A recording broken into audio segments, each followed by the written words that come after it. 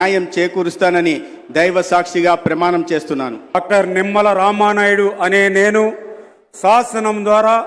నిర్మితమైన భారత రాజ్యాంగం పట్ల నిజమైనటువంటి విశ్వాసం, విధేయత చూపుతానని,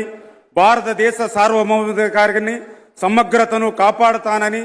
ఆంధ్రప్రదేశ్ రాష్ట్ర మంత్రిగా నా కర్తవ్యాలను శ్రద్ధతో, అంతఃకరణ శుద్ధితో నిర్వహిస్తానని, భయం గాని, పక్షపాతం గాని, రాగద్వేషాలు గాని లేకుండా రాజ్యాంగాన్ని, శాసనాలను అనుసరించి ప్రజలందరికీ న్యాయం చేకూరుస్తానని దైవ సాక్షిగా ప్రమాణం చేస్తున్నాను. నేను నస్యం మొహమ్మద్ ఫరూక్ అని నేను శాసనం ద్వారా నిర్మితమైన భారత రాజ్యాంగం పట్ల